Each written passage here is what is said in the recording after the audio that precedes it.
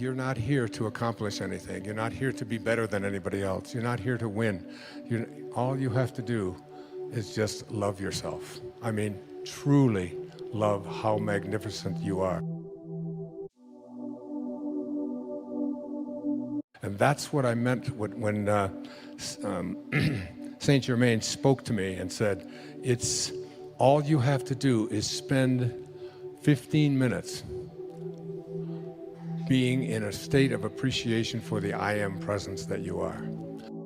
Now, one of the things that the I am discourse has taught that I was having trouble with this whole idea of manifesting is written on page 318. And I'd like to give this to you as we get ready to close. The student should constantly look within his human self and see what habits or creations are there that need to be plucked out and disposed of. For only by refusing to any longer allow habits of judging, condemning, and criticizing to exist can he be free. Are you hearing this? The true activity of the student is only to perfect his own world, and he cannot do it as long as he sees imperfection in the world of any of God's children. That includes the person who opened fire in Aurora. That includes Osama bin Laden. That includes Adolf Hitler. Any judgments that we have of judgment, criticism, and condemnation. And I wanted to manifest something so bad for such a long period of time, but the person that was involved in it, I kept having this sense of judgment toward this person. And it wasn't until I was able to say, I accept you for what you are. It's what led me to my father's grave in 1974. And I stood there after being sent there by a series of just absolutely impossible coincidences. I stood there on his grave after being filled with rage and hatred and anger and bitterness towards this man who would walk out on my mother and her 3 young boys. I was the youngest. And I finally found out about his death, that he had been dead 10 years, but I went to his grave in 1974 on August the 30th. And as I walked away from his grave, because I really went there to piss on his grave, I was so just filled with rage on him. And as I walked back to the rent-a-car, something called me back, and I went and stood there looking at this plate on the ground that said Melvin Lyle Dyer, 1914 to 1964. And something came over me. In fact, we've made a film about it, another film called My Greatest Teacher. And I was able to say to my father, from this moment on, I send you love. Who am I to judge you and condemn you? You did what you knew how to do, given the conditions of your life. And I accept you for it. Mark Twain once said that forgiveness is the fragrance that the violet sheds on the heel that has crushed it. On the heel that has crushed it. Enjoy it. My greatest teacher. Who was my greatest teacher? After that, my entire life changed. I stopped drinking. I started exercising. My writing shifted. I went back to New York. I was professor at St. John's University in New York City. I took 2 weeks to go down to Fort Lauderdale, Florida, checked into the Spindrift Motel, and wrote a book called Your Erroneous Zones in 14 days. Everything in my life after that shifted. My diet changed, my habits changed. Everything turned around because I got the rage out of me. Because in order to attract the elements that are going to bring you the ability to manifest into your life what you want. Remember how I opened this program. We do not manifest what we want. That comes from a place of missing. We manifest what we are. The angels who will guide you throughout your life will only be there for you when they recognize themselves in you. And they cannot recognize themselves in you and guide you when you are filled with hatred, anger, judgment, condemnation, bitterness, fear, anxiety, stress. You have to let all of that go and be love. Be in this place of perfect divine love. Love for everything and everyone on our planet. That's self-actualization at work. And the principles for bringing this about into your life are the last 5 chapters of Wishes Fulfilled. But basically, what it says is, the greatest gift that you've ever been given is the gift of your imagination. Your imagination is yours to be able to do anything you want with. You can place any thought in there with the awareness of I am. There's a very famous poem about that moment of Moses speaking to God. It says, earth's crammed with heaven, and every burning bush afire with God.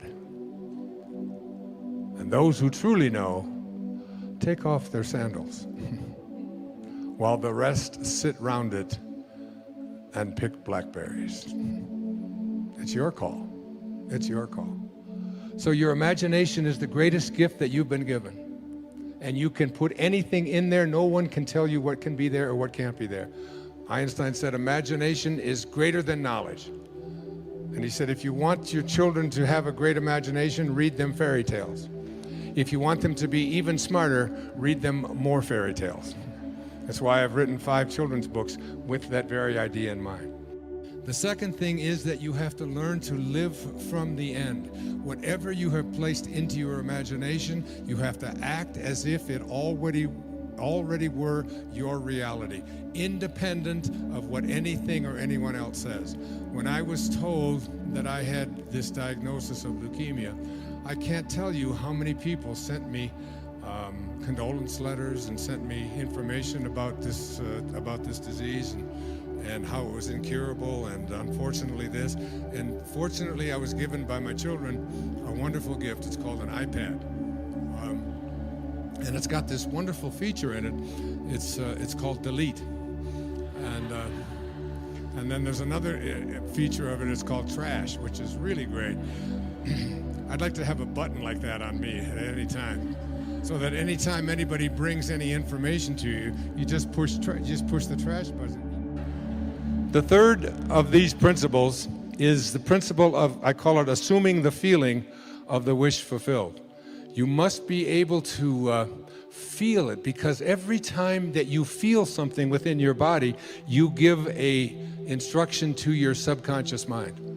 And your subconscious mind is the part of you where you do all of your living. You want to redo your subconscious mind.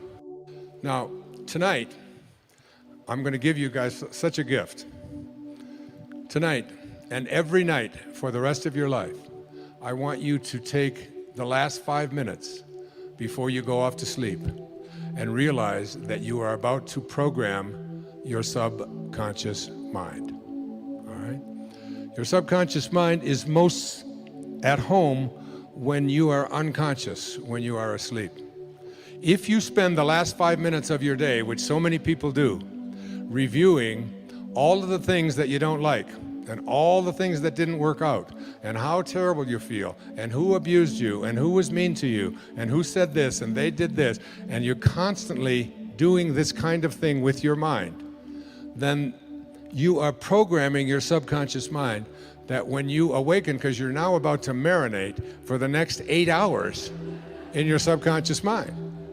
And then when you awaken, you will rejoin the universal subconscious mind, the mind of God, from which we all originate. We're all just individualized personal expressions of that one thing that we call the Tao, or God, or divine mind, or soul, or spirit. But the Tao that can be named is not the Tao. So you want to be real careful about how you program your subconscious mind. This is from the book of Job.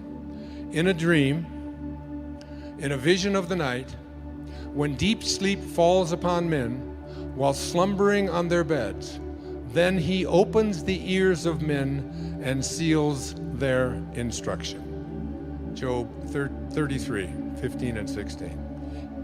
When you are slumbering on your bed, He opens your ears and seals your instruction.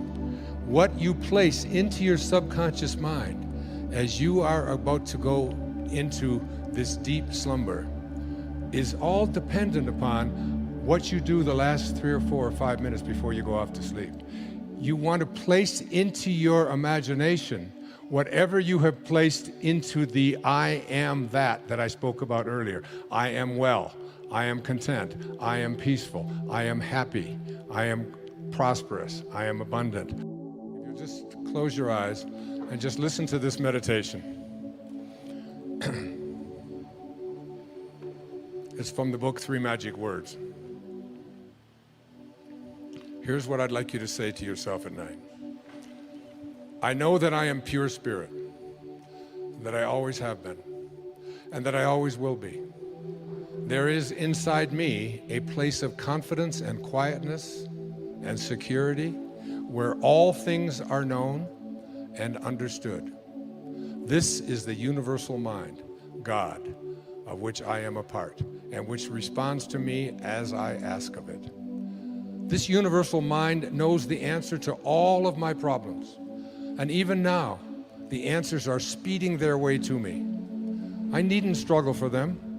I needn't worry or strive for them.